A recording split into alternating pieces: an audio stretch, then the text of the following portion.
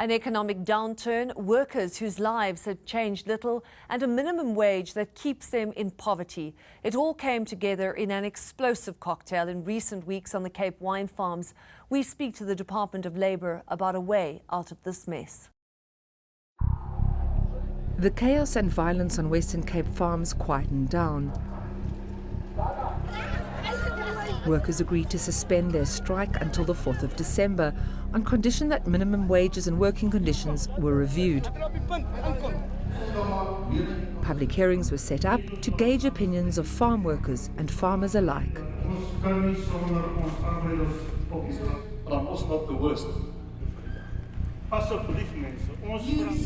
The Labour Department's Director General, Nkosinati Ntleko, met farmers last Friday in the Worcester Town Hall. Emotions ran high. 60 of our workers were terrorized on the strikes. We didn't even know this was going to happen. One farm owner, Charlene Thompson, tells us that her workers know times are tough and are extremely worried an increase in the minimum wage could lead to job losses. Who do we skip? Who do we let go? We're all family, and in winter we try and keep all our people and carry them with huge overdrafts to sustain them in winter, because where they're going to get food from? They know we can't afford it. They're concerned. They say, please mama, we're prepared to work for 79 Rand a day. Where are we going to get work from? Now there's a lot of creation, a lot of expectations created. And you know what happened in the past 2 weeks in the Dorans, in the Ceres area. We've got tremendous losses. There's a lot of mistrust. We need now to manage the crisis.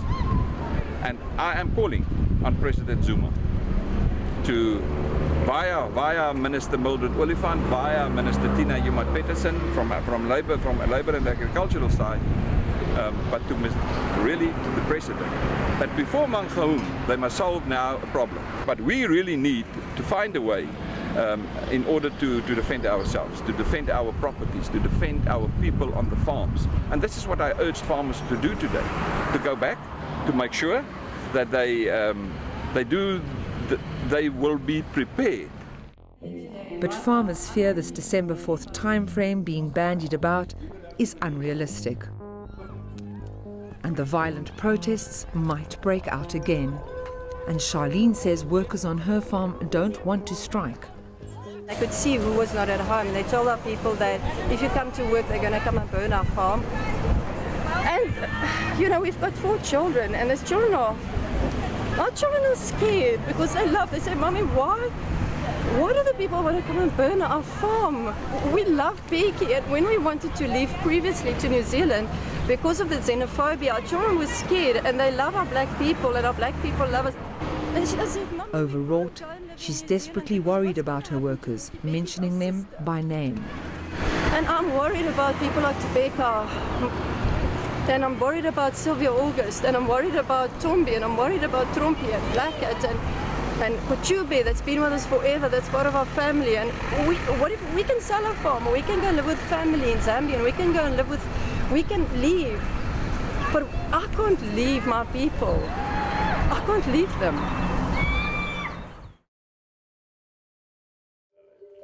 We sat down with the DG of Labour after the town hall meeting. He says negotiation is the key. There is utterly a commitment on the side of employers as well as the worker organizations to actually engage and find a solution. He said the date of December 4th was not fixed. I don't know where the 4th comes from, because it's not a date that has been set by ourselves as a Department of Labour.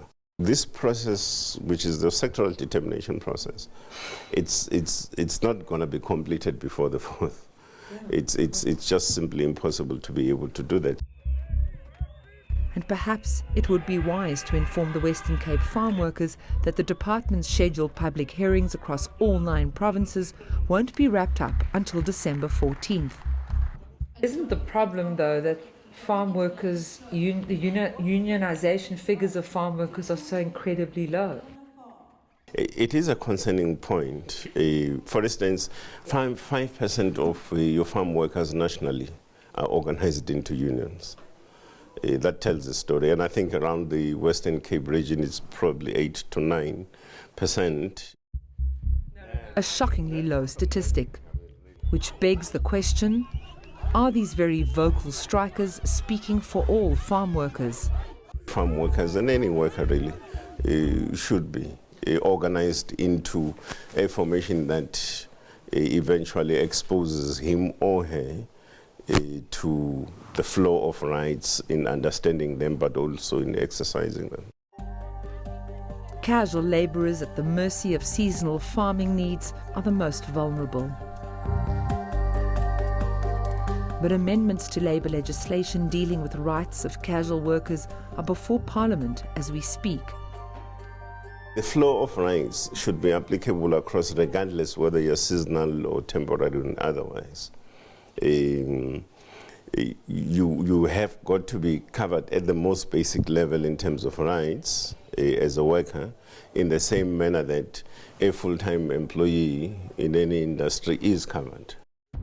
We turn to the issue of working conditions. We do conduct inspections on farms, but that on its own, it's not sufficient. You can conduct inspections, but also people who must deal with their living and working conditions are the farm workers themselves. He acknowledges that there are farmers who do care about workers, and then there are some who do not.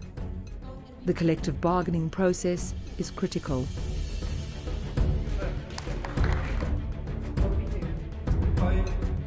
There was even a suggestion to set up a national collective bargaining council to deal with the issues of working conditions.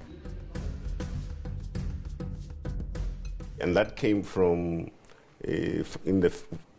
from the farmers themselves out of the meeting that we had. And at the end of the day, he insists the department is there to help.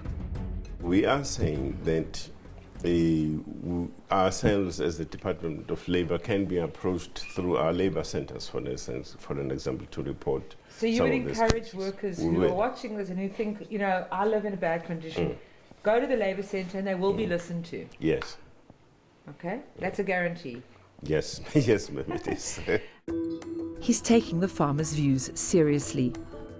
They feel that they are not being appreciated by government and the work that they do, particularly at a social level, be it the provision of housing and any other and so forth. Now, and I think that's a matter for debate. He's optimistic.